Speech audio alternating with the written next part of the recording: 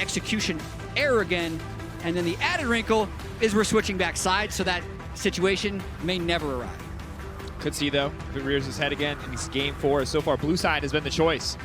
In all 3 of our games for the team with side selection, it is the Syndra, it is the Kiana for SK Telecom T1. Interestingly enough, exactly the same bans as we've seen to this point as in game 1 when they were on the same sides. This is where it probably changes, though, because SKT had a Quinn ban before. Do they ban the Rise, or are they willing to first pick it? And all there is now is to see. It counts down. And a single ban may not seem like much, but it could be game-defining. It most certainly will be draft-defining. It's a question of what do these teams want the game to be about. SKT doesn't want this one to be about the Yasuo. And of course, last time in the previous game, we did see both the Xayah as well as the Kai'Sa banned away, so they may be looking for a more conventional bot lane matchup in this series. G2 could ban away one of those premier picks. Do they ban the Renekton, or do they ban the Rise? When's the last time we've seen G2 and SKT ban this slowly? Yeah. They are working through the possibilities live and going down to 0-0 at the very end. Okay, so I think they don't want to prioritize the Xayah. Oh, because now they're forcing G2 to go, okay, now you have to play Renekton, because we don't think you want to play Renekton, G2 Esports. And they'll do Xayah here. And then they'll either do Xayah Renekton, or they'll do... but you could just do Renekton Elise right now. You could do Renekton Elise. Like, it's such a strong duo. It would guarantee you a strong top side of the map. Oh, but of course the Quinn is open. So they're just like... So is the Gragas. There's so much available. So you can't just blind pick the Renekton. Damn. This is really This has to be Elise. G2 value Elise too much. Once again, we're just counting down over and over. But it looks like bot lane priority will be the name of the game. They want to make sure Perkz and Mickey are set up for success. They spend all their draft bucks on the bottom lane. Those are the priority picks they are choosing, because now they've blocked Nautilus Kai'Sa. It's now also a Kai'Sa into Nautilus if that's what SKT wants to go for, or they'd have to go into a more passive bottom lane. The Leona. Like it could just be Kai'Sa Leona again. Likely, or, right, with Renekton still up, if they don't think G2 can counter, do they want this game to again be about the Renekton, because they have an option to do really anything they want? I feel like they'll do the Leona now. I think they want to guarantee themselves, at the very least, an even bot lane, and with the Renekton and the Quinn and all these things still up and available. Maybe they do a jungler here. Oh. Not that jungler. I was going to say Gragas. Yeah? Okay. All right, early there are so many mind games going on. It's just like, but you, but I, but you, but I, but you, but I. With the Gragas Elise open to just throw down on that Rek'Sai is, that is to me the biggest surprise we've actually had in draft all series. The advantage for me of this is that G2 don't have to lock their jungler in now. They could just grab themselves the Renekton. Never mind. They don't want to play it. I don't want to play it. They're going to grab the Elise instead. Would rather have their pick of the remaining junglers. Of course, with Elise and Gragas still up, they could have waited to pick, but have opted to secure the Elise early. So the position that SKT are now in is they could ban the counters to Renekton and say, go on then, pick it. Because if you're not going to pick it, then we'll pick it and we know all the counters are gone. Ooh. So the choice is up to you. And what's interesting is G2 are now banning some of the Renekton counter picks away as well. And I think another big question is, what is G2's response to Rise? Because they have been the ones that have been able to control the Rise pick for most of the knockout stage, including the first 2 games. I'm fascinated by what Cats is going to be able to pull out, because that's where the counter picks really become a big question. We know Nemesis thought Cassiopeia would beat it. We know going back to play-in, your boy from Detonation Focus Me thought Nocturne beat it. I don't think we're going to see that in this series, but the possibilities are endless. And once again, this is a situation where we've seen every kind of champion spammed in solo queue over the last few days, so there could be a litany of pre-prepared practice picks that could come through. Jax, Kled. They're thinking Kled. Those are the 2 picks that you would most commonly pick into the Kled, so they want to blind pick it right now. That has to be their focus. I think that they're fine giving the enemy Renekton, and they're saying, okay, you have to find some kind of counter pick to my Kled. At least these are the bans that... This is what they did against Fnatic when they played against them in the final. SKT spotted out. They say, we see what you're going for. We will take the Kled away. And now it'll be the Camille. Oh, baby. Those are other solid options. Wow. So now we're getting to see Wunder on the hard carry. We have not seen this for a while, but if we think back to MSI earlier in the year, this was one of his most well-known picks. This was something that he generated a huge amount of pressure in a side lane on, but of course SKT more than happy to play Renekton into that. Yes, Camille can play pretty safe. You can do things like the Comet, and you can just harass with the W and just play a very safe laning phase, but eventually you will outscale. And the Elise-Camille duo is still one that has to be respected, but now it will be the Leona, as predicted earlier in the draft, to pair with Teddy's Kai'Sa. The question is, this is what we get to see finally. What is the answer to this Rise pick? I mean, Faker's Rise. the interesting thing is the Rise and the Renekton are both flexible. No way. Are they going to do it? They could. There's a lot of dashes on the SKT team. Do it. Do it, G2. They're not doing it. That's not the, that's kind of Oh. I'm not going to say it's the coward's way out, but the Vanguard would have been a little bit more. So Orianna is, of course, still a very good matchup into the Rise. It just gives you a little bit more power in the laning phase early on, and it makes it harder for Faker to be able to roam. So it's understandable, because, of course, what you don't want, if you're G2, is to allow Faker to just, okay, I'm going to push in a Veigar, and then I'm going to roam top, and I'm going to dive with my Renekton. So I think it's fine. I understand why they did it. But I think that coming into this game, G2's focus will likely be to play through the bot side of the map. I think it's difficult to set up ganks and plays onto the Renekton, so I think that for Wonder, you're just hoping to allow him to survive. Whereas Perks and Mickey can easily find 2v2 kills, and I think they're going to be looking to work with Jankos to try and find those advantages. I agree with that. I also think, as far as the tournament meta, SKT has way more of the meta comp. Oh, for sure. The Renekton Rise Kai'Sa as your carry threats, very proven to work.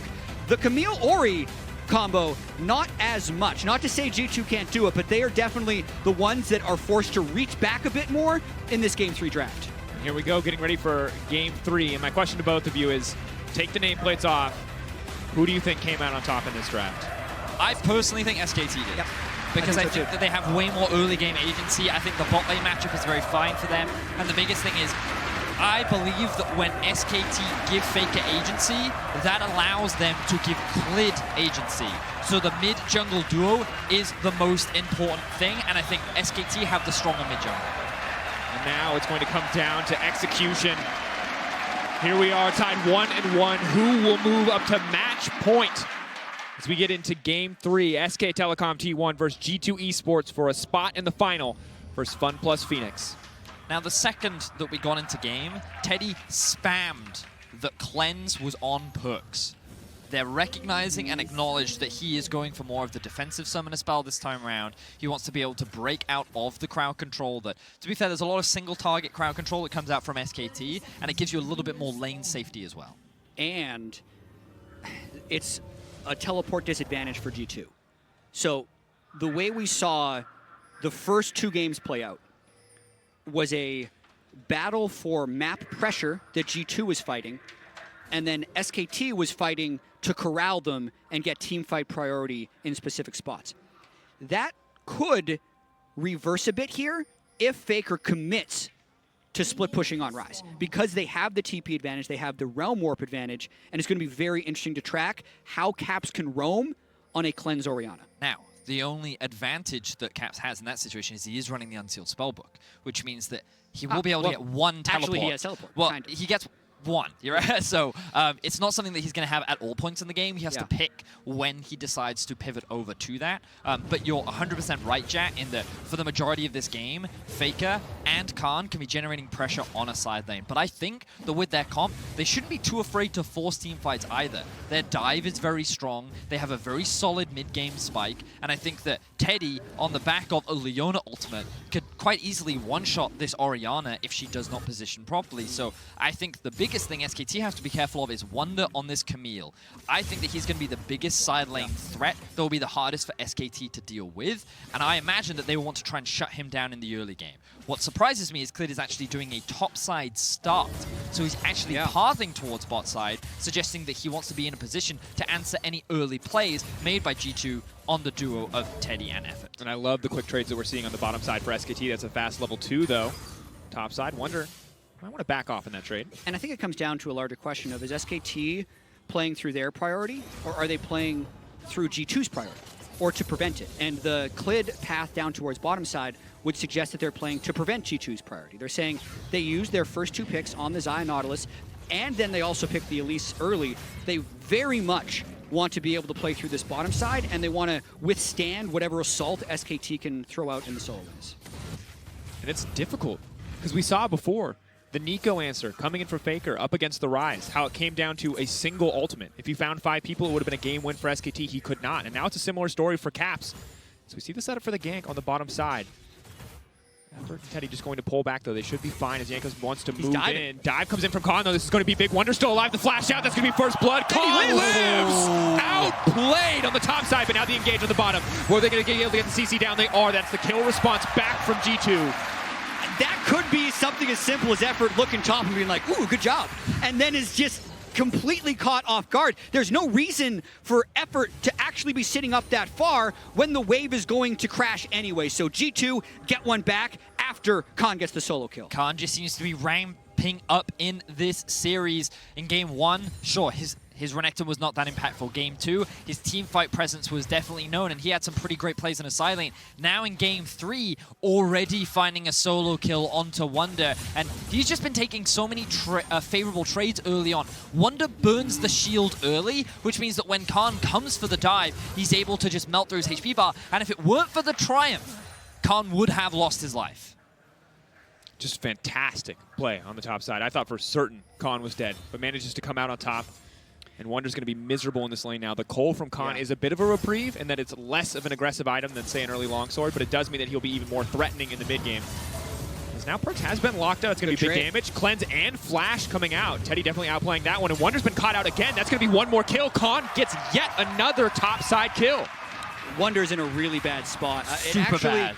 It looks like the wave's not freezing. It could actually be way worse. Yeah. I'm not sure if there was a chance for them to freeze that wave or if they pushed it out of choice. I wouldn't think they'd push it out of choice, though, because that could have been the end of the game if the wave was positioned to freeze. Yeah, I'm in complete alignment with you, Jack, because I think what they could have done is they could have actually had the wave pushing towards Khan and then just stopped it. And then Wonder can never approach that wave because already in the 1v1 he's losing, and Clid is just pathing around that side of the map. So far in this early game, this is exactly what we expected to see from SKT, playing towards the strong side of the map, trying to shut the Camille down so that she gets to that strong side lane point much later in the game. Now we see Jankos in mid lane, boots already completed, looking for a play, but Faker, respecting he has no mana, gonna disengage. Mickey there as well, spotted that one out. There's been a lot of roams mid from Mickey. Faker giving them the respect that they deserve. He backs completely out of mana, and we look back at this one, Wonder too confident. Already a level deficit, and an easy dash in, flash for the stun. It doesn't hit the wall.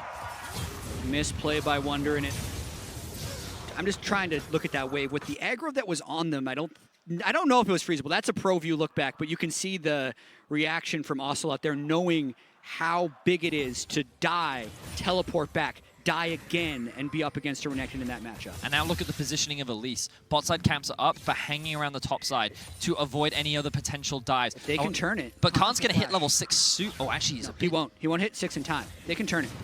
Shot wall dive. Adaptive defenses have come out.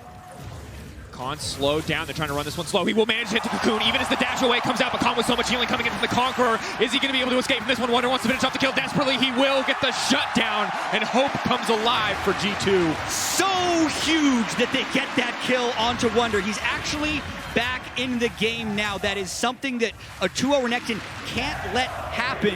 Clid doesn't stay to play the game through topside, instead trying to help out bot a little bit. Yes, they get the Mountain Draken, but that play was a must for G2. The response from SKT, very good. Immediately, they're pathing towards bot lane anyway because Clid wanted to clear out his bot side camps. He's able to secure the mountain, but on top of that, they completely zoned Perkz and Mickey away from an entire wave of farm. Because Faker had Prio in mid, it meant that they could have collapsed as a 4-man, and Perkz has no summoner spells. So SKT, even with the loss on top side, still generating a lot of pressure on the other side of the map. Clid in the mid lane. Jankos level 5 to the level 6 of Clid. It's a great roam by Tremor Sense will spot them out. He can throw a Prey Seeker over the wall if he wants. It pulls him back. They immediately go all in on Faker, and Clid is left sitting underground as his mid laner drops. Yeah, the Tremor Sense told them one person was there, which didn't mean Faker immediately thought he needed to flash the Shockwave, because he knew he had Clid there as well and probably wanted G2 to fully commit. But great roam by Wonder to be there and make it a 3v2. And it was Wonder that also picked up the kill, which is really important in the context of the top lane matchup, because what SKT want to do is mitigate this split pusher, getting into a position where he is outscaled. Now, Jankos with a beautiful Cocoon sets up the play onto Khan. It almost looks like he's going to get away, but the last hit does come in through Wonder the moment Khan tries to take that small pivot turn, and he finds a kill. 2 now is in the back pocket of Wonder. He's working towards getting to a point where he can outduel and outscale Khan in a side lane. You can see there's only a 200 gold gap between the two. And top side of the map, very much leading in gold for G2. Teddy, though, silently winning on the bottom side. 70, working towards that Mount Immune, and has been having a very good lane phase up against Perks' Xayah. We heard from Prosk yesterday on Cooldown. Considers Perks the best Xayah player at Worlds, best Xayah player in the world, and now has to deal with Teddy, who has been having a fantastic series following that Yasuo game. Yeah, I really want to reinforce that because a lot of the hype and excitement was surrounding Perks coming into the semi-final, but Teddy was like this steady rock that kind of just sat in the backline and very much did his job. And the conversation we were having earlier in the week, Jat, was how G2 play very differently around Perks compared to how SKT play around Teddy. That's not to say they can't play that way around Teddy. And when they do, he is a devastating force to deal with. And for SKT, they haven't needed to so far because he's just been doing so well in the 2v2. But they're playing around him right now. You can see Clid and Faker getting river control with the Ryze. This is what everyone does with the Ryze pick, and they threaten Perks and Mickey. But interestingly, they actually are trying to roam mid instead. It doesn't look like much is working for this SKT play, but they're going. One more coming in, trying to box them in, the flash in. The Elise comes up. They should still be able to grab the kill onto Jankos. He's going to be able to back off. Zenith Blade missing there from Effort. A lot of time wasted for SKT. And a flash from Faker. A huge force attempt there by SKT where they actually, they had the opportunity to create bottom lane pressure. They could have had probably 2 plates for free when they had 2 people roamed into the jungle, but they tried the switcheroo, the mind game, and it completely fails. And now suddenly we go from SKT looking like they're dominating in the solo lanes, winning on the bot side of the map as well, to a very even, very close game once again on the back of a few of those top plays from the side of G2. While SKT have been certainly leading the pace of the game, G2 is now matching them blow for blow. Are we surprised that it's close so far? The funniest thing to me was how Jat was talking about at MSI, whoever got an early game lead won the game, period. Didn't matter. But this series, the gold difference has always been like 100 gold once you hit the 15-minute mark because of how often these teams just trade kills, objectives, everything. But who wins if no one wins the early game? What happens then? We get a great series. It's actually the answer. Full trade on the top side. Khan coming out on top, though. That Conqueror plus the Stain on the Cole the Meek makes it very hard for Wonder to win. Now the flash in, he's going to hit Faker. Jankos coming in, that's a lot of CC, it's a lot of damage, but they're now going to need to pull back. They know Faker doesn't have a flash, it's going to cost a TP though. Flash in, they're going to kill Jankos. Goes up, there's no camp there. He can't come down, Jankos gets locked up. Faker's going to grab the kill. So that 4-man roam worked for the rest of SKT, even though it was G2 who ended up forcing. Strangely enough, Vetty, this series, we prophesized that it was going to be about mid laners leaving. This game is about everyone going mid. Yes, it certainly is. And now Khan has found Wonder. He wants to continue trading. He knows he's stronger at this point in the game. He's forcing him back. But Khan had to commit his TP to that mid lane play. That was the biggest thing that forced Jankos and Mickey to immediately disengage. Perks now has his eyes on Effort and Clid. He's just going to disengage. But now SKT actually have a very solid early game advantage. They now have about a 1k gold lead. A lot of the gold gap exists between the top laner and AD carries, whereas mid is pretty even. Yeah, I think the biggest thing for SKT is the gold on Teddy at this point. Based on the early game, we might have thought top, but based on how many plates he's got, we'd think that. And as Mickey does tag Faker, they don't actually have the full burst combo just with Elise and Nautilus. And good job by Clid to just flash in there for the execute damage, and a little bit fortunate that the Raptor camp was down, otherwise he would have been able to get away. Ooh, they just get an Inferno. Okay, but it looks like it's going to be a trade of an objective. Of course, Khan with pressure still on the top side means Clid should be able to walk in and fight for that one. Not ideal to give up the Infernal to this composition. I like that SKT have actually moved their duo into mid lane rather than just doing a full-on swap. They know that Khan is still winning in the 1v1 and they want to keep that setup, but they also need Teddy and Effort nearby in the event that G2 try to contest this Herald. So they've sent Faker bot, he has the TP, they can now collapse onto the top lane and they can use this to secure the first tower of the game. G2 need to respond by trying to push in that bot tower as well. And Wonder is out of there. Has learned from the last time he got tower dive, this game is not interested in sticking around, and it looks like for SKT, very clear where they want to put their resources. Jat, you mentioned it earlier, but Teddy is getting everything. Yeah, they're giving him total solo gold on this first turret, but the big question to me will be how does SKT match the rest of the map, because they should know that G2 is setting up to also try and trade the bot turret and would threaten to dive elsewhere. Wonder. SKT just goes for Wonder. Hookshot wall dive will be the ult out from Effort. Teddy continuing to push in. Caps on the way. Wonder could just use the ultimate, but they have to be careful here. Yanko's on the way in as well. Tactical Sweep will not connect onto Teddy. They will be able to clear this one out. But a lot of gold into Teddy's back pocket. Should already have the Q Evolve on the side of the Kaisa. And is building towards that Rage Blade and eventually the Supercharger as well. Now, Perkz being left in isolation in the bot lane means that he will eventually take this tower down, and SKT shouldn't be able to answer, but they did push in mid. Ooh, teleport coming in from Faker. There's not much that Perkz is going to be able to do about this one. He's just going to be able to walk up.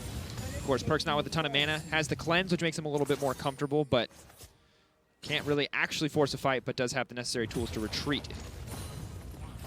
I mean, G2 did manage to get a good number of plates off of that. You can see the gold still only 1,000 strong, and SKT a little bit behind on trying to get pressure around this bottom turret. Looks like they're going to rotate in time, though. But Teddy is now here, more trades. along with Klid. 4 members of SKT are in position to defend. The Drake is a little way off, so it's not likely that they'll try and force this, but at the very least, they stop G2 from claiming any kind of map pressure, and if they want, they can even rotate to mid, push that wave in, and start getting a little bit more deep vision, because Khan can also rotate down from the top side. Have to see. You can see 8 turret plates to 5. Of course, still, as you mentioned, 1k gold lead being held onto for now. Cast with the blue buff should just be able to auto clear out most of these waves. Luden's Echo means he will be a bit more of a threat, but neither team wanting to overforce for an objective. Just very similar to game 1, trades across the map. Trade after trade after trade. But G2 do not have an option to trade here on the bottom side, so they will just move in to try to deny the play. Yeah, effort looks scattered to me, though. He's had a few ultimates where his team never would have been able to follow up. He just there, instead of walking through the turret while his team could roam, he actually ruins the blast cone himself and then flashes over. So G2, I think, should look to attack this, and it's strange to watch this game, actually, because oftentimes in best of 5s, the first game is where we see the jitters, and then the teams settle coming into games 2 and 3. It feels the opposite here. It feels like games 1 and 2 were super great in terms of quality, and this game, there's a little bit of indecision and jitters. It's Khan pushing on the top side against the 4 members of G2 pushing on the bottom side. They will break this tower. Khan may get a bit of damage down top side. The Herald has done a lot of work there, but Wonder's on the way up to respawn. We'll be able to keep the tower alive for now. The tactical sweep healing him up. Probably still cannot win the 1v1, but can just clear out the waves. Both top laners with the Tiamat. What I liked about what G2 just did was they actually held Wonder mid lane so that SKT couldn't be threatening 2 waves. This wave is going to come very delayed, which means G2 can answer, and all they had to defend was the top tier 2. Because they ended up being able to respond in time, G2 actually keep all of their towers alive, and now SKT is forced to reset. The Dragon will be the next big point of contention. Yeah.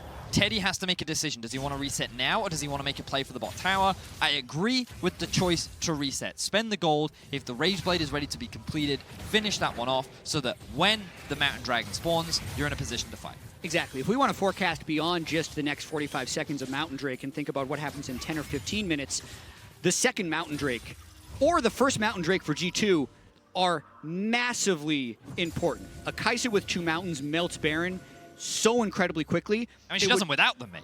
Yeah, one mountain does something. 2 mountain is incredible. If G2 gets a mountain, they also get a higher amount of Baron threat, even if their composition isn't necessarily designed for it. Yeah, between the Rise and the Kaisa, the sustained damage is incredible from the side of SKT. Now, the good news for G2 is that Teddy is still a long way off of fully stacking that tier, only about 450. But it's going to make him even more lethal in the fights to come. Having double evolve pretty early on for SKT is going to make their fights very, very potent. So I really do think G2 trying to force a fight here would be a bad decision. The better choice for them is actually to play for mid-tower. Because of how strong Khan is at this point in the game, with a fully completed Black Cleaver, a 5v5 I really think would go in SKT's favor. They're going to pick one anyway. Knockup's going to come out. Klid will be able to make it out. Faker phase rushing away. The disengage comes through. Yanko's burning his flash for that, trading with Klid, and now Wonder's in trouble. Khan knows that he's isolated. Hookshot, wall dive out to safety. Stun still connects. Wait a minute. That's a forgiving stun. What was in that interaction? He might want to go flash for flash. He has ultimate as well if he wants to reset. Yeah. Fine, that's the stun. Big ulti now going to come out trying to cancel a few animations. Hextech ultimatum. Tack sweep to take him away. Khan will get nothing, but keeps his flash, trading it for Wonder. Well, here. TP, hook. Shockwave, blind shockwave. Yo, they're going to get him. Khan locked up. He's trying to get something back. A beautiful pick from G2. And ultimately, G2 knew that they could not fight for the Drake as long as Khan was in a position to TP. The moment Khan realized G2 had used a lot of their engage tools, largely from Mickey, than or Khan knew rather, that he could go for that all-in 1v1. What he didn't realize was the positioning of G2 and how they could answer. And a fantastic 1v1 from Khan, getting the flash basically for nothing in the end, but costing him his life is brutal. Good news is Faker is on the bottom side. He does respond with the tower. SKT hold on to their 1K gold lead as well as securing the mountain. So SKT is still in a very favorable position. At this point in the game, to me, they feel a lot stronger. Teddy has a level advantage over Perks. He has 2 items completed. The Rod of Ages has started stacking, and Faker is going to be working towards his Archangel staff. He's probably going to have it very soon. And as we mentioned, the Black Cleaver already done on Khan. It's one of those situations where, similar to Game 1, G2 want to avoid fighting for now. That's not to say they won't want to fight a little bit later, but a lot of the, in my opinion, the biggest win condition is Wonder on a side lane. So they just need to keep getting resources funneled into him. They need to get more items completed on him. And they need to get him to a point where he can duel Khan to split SKT up. And with the way the level 3 top lane turret dive went, followed up by the return gank from Clid, Wonder should be actually happy in context about his decision where he is right now. And in the larger picture of the game, Faker is probably going to keep applying split push pressure. So I don't think there's a necessity for either team to force at this moment, but with double mountain, definitely expect SKT to be more towards the top side, because if they can get one pick and convert that into the Baron, that's their avenue to victory. Yeah, well, they don't have to force. They can. G2 probably not going to be able to match that in terms of just raw Baron threat. Once again, Ryze plus the Kai'Sa, some tankier members in both the Renekton and the Rex side. We'd have to see how the Camille versus Renekton or Camille versus Ryze matchup plays out as we get further, because while the Ryze will scale up, we also have the Spear of Shojin to take into account in the back pocket of Khan. G2 just doing what they can to get a bit of vision. The other thing to notice is the level differences. Faker has a level on Caps, Teddy has a level on Perks, and because of how they're playing, this is probably going to keep mounting. Faker is going to free farm in a side lane, whereas Caps is going to be forced to group like you're seeing right now. Teddy is having a lot more resources funneled into him, whereas Perks sitting on a side lane, it's very dangerous for him to do the same thing. So SKT is always kind of one step ahead in the sense of right now in the state of the game, they just have that initial advantage. Even if it's not that big in the gold, just the stats and the atomization and levels they all have makes them that much stronger than G2. And now, the inevitable Baron setup. SKT are going to do what they can to get mid lane priority. Kicking Khan, it looks like, once again, back out to a side lane, back up to the top side of the map. The rest of SKT grouping, seeing that they already have bot wave pushing in their favor, knowing that Wonder will be forced to respond to that one, means that they have control over the top side unless G2 are willing to commit a TP to fight for it. Teddy is actually very close to converting into a Muramana from his Manamune, which would actually give him a fairly substantial power spike. And additionally, it looks like he's going for a bit of AP itemization. Still a lot of hybrid damage in that build, of course, as the Acathian Rain is physical damage, but has to be respected as we get later and later. Obviously, the defensive itemization as well will make it very difficult to lock that Kai'Sa down. Yeah, and the vision has actually been traded. You can see Wonder trying to get that push down on the bottom side, and SKT, they can just start this. It is checked by a control ward, but Jankos isn't close. SKT doesn't know that, but they have a chance to burn this down if they really want to. 4K, it's getting lower and lower. 2K, it's going to drop. They're going to back away. They didn't know where Jankos was. They're hoping for the play, but Effort's been locked down. He's so incredibly low, and now the fight's going to kick off. A perfect Nautilus ult to get everything going. A Cocoon to follow up. A TP now coming in. Baron will reset, and Mickey will walk away with his life. When SKT watches this back, they are going to be so sad they didn't just finish the Baron because they had it in the bag. What ends up happening, though, as G2 collapses, not only do they kill Effort, they get the mid priority because of the turret kill. Let's just take into account everything that G2 just got off the back of that play. The obvious one is a kill. The next obvious one is a mid tier 1. But the least obvious one is the fact that Wonder is now level 14. He's now close to completing that Trinity Force because while SKT were trying to force this play, and they were very close to securing it, forcing the TP in from Wonder, the indecisiveness here, I think they just wanted to turn and fight. They wanted to use it, but they did not get baited in. Now Wonder, he could be in trouble. Hookshot wall dive. Realm Warp now coming out, but they're going to respond with the TP. They say, you want to make this our arena? We're going to match you. But he will be stunned immediately as he comes out, and that's disastrous for the side of G2. Wonder gets deleted. That's 2 kills for SKT. They can run straight for the Baron, but Khan, not even in trouble. He's going to manage to make it out. SKT in advantage. And Effort steps up with the perfect Solar Flare on TP, and now Faker is hunting. Jankos doesn't even know. From the darkness, the flash out, the Cocoon will not connect. Spider form of the Krug's up. He's got to be asking himself, should be able to go up into the air. Oh, the fog. He lost vision. But if Jankos somehow steals this, That flash would be huge, but SKT has all the cards right now. His smite is down. I don't think there's anything that he can do. They're going to go straight towards the Drake and trade, and disaster for G2 as SKT find a great collapse on the side lane. They did this in game 1 but couldn't convert it into anything. This time though, they convert it into Baron. SKT with the punish playstyle coming up huge against G2. And G2, just a consolation prize, and that has to hurt because something else we talked about was TP discrepancies. And it's bigger for mid lane than it is for anywhere else because yes, Caps has the spellbook, but he burned that TP. That TP is wasted. He will not have access to another one for a very long time. And this isn't the matchup Wonder's been staring at all game. He's been used to fighting up against the Renekton. Faker's Rise, knowing when he can strike Realm Warp straight back in. And look at this timing by Effort. The instant he arrives, he is completely stunned. That allows Teddy to fly in as well. Beautiful play by SKT. And G2, a bit too bold. Not giving SKT respect. I mean, I honestly just think it was a lack of map awareness because Wonder should have recognized that the enemy was missing. They were in mid lane and then the map went dark and he should have shown more restraint. He ends up getting blown up by Faker, who's now level 15. We've been talking a lot about this experience difference, and SKT is setting themselves up perfectly to get to match point in this series. And let's see what they do with this Baron, because the previous 2 Barons, they've actually gotten forced to fight onto and not been able to take advantage of it. Trying to find the pick on Effort. That's a huge shockwave. They can get the fight kicked off. Effort now has to run for his life, but they've locked in the middle of everything. Faker walking around the wall. Teddy now trying to get something done. G2 trying to fire back. Khan is still alive, but Caps will find the kill. But now Clint into the midst of the fight. Teddy is going massive. Teddy is not enough because Perks is there to find the shutdown. It happens again! SKT get their first Baron, and G2 find a favorable fight to negate it. Even if SKT had the position there with the double mountain and everything they would have needed to take an advantage, they get a bad fight, and G2 take it home. I need to stop saying this team is set up to win the game because every time I do, a terrible fight seems to happen. But for SKT, they just got caught out of position, and G2's ability to find that pick was monumental. They're still at a goal deficit, but importantly, they buy time. Now we can see SKT setting up for the siege in mid lane. As we can see in this What's Your Move replay, they're setting up for a dive onto mid. They used a lot of ultimates, but then the 2-man shockwave hits. Everyone on SKT is actually pretty split.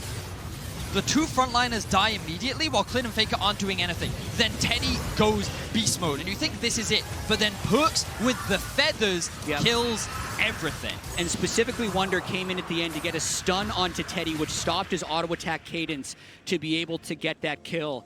Definitely some big miscommunication by Faker. We saw in game 2, he had the late recall. It didn't end up mattering because Clid stole the Elder Dragon, but he wouldn't have been there for that fight. Faker starts this fight by channeling Realm Warp into the turret to take minions. That says, yo, we're diving. Effort's there to follow up, but it's Faker who ends up calling out that play, and the team pays the price. And that was, for Teddy, an incredibly powerful point in the game. He had just finished 3 items to the 2.5 that Perks was rocking at the time. That was his fight to win. One more Cathian Rain probably would have killed both Perks as well as Wonder, but did not get the time. And moments like that are you look back at. That is the Baron that they failed to burn down earlier, and this is yet another moment to follow where SKT are going to be hitting themselves. Okay, so we need to kind of take stock of the current map situation, because unsurprisingly to anyone, both these teams are in a very even state. But we have to think about the context of the compositions. SKT can split push. Rise, very strong. Level advantage over Wonder. Khan can't really 1v1 Wonder anymore, but Faker still can, which means SKT still have opportunities to be able to play through the side lane. I feel that SKT's 5v5 is a little bit stronger just because of their ability to engage and how I feel Elise offers very little value in these later game fights. However, the shockwave is so important to take into consideration. Caps, even though he's 2 levels behind Faker, is still very strong. And this could be the biggest swing factor in these fights. So I think this is a game where a big team fight could determine the outcome. Anytime there's an Orion in the game, watch for the shockwave. Yep. We've seen throughout League of Legends history, many times it was Faker who would land the shockwave that could turn the game. Now, it would be for Caps to land, as G2 actually have some pressure bottom lane with Faker pushing mid, and they might go. Protocol Doing a ton of damage to the tower. Con now 50%. They're just going to break this one down. They're just barreling into the base. Faker just now getting back. How did they just get away with this? Like, SKT were just watching G2 set up full vision control on the bot side. They were pushing the wave in, and they just gave them everything. I gotta say, Faker does not look in sync with his team, which is something I almost never say at a World Championship. He was pushing top. He didn't even get that turret down. There was a miscommunication about SKT's ability to defend versus Faker's ability to push that top lane quickly, and it was wrong because G2 get that, and then they also just get an uncontested Mountain Drake. And now SKT is using this time to actually reset.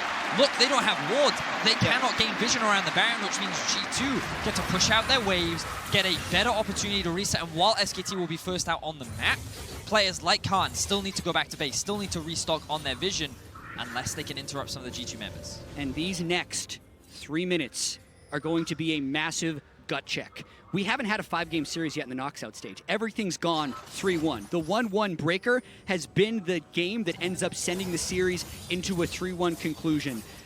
This is so big for SKT, who has misstepped with their Baron to refine their footing and come back. And for G2, it's their opportunity to pounce.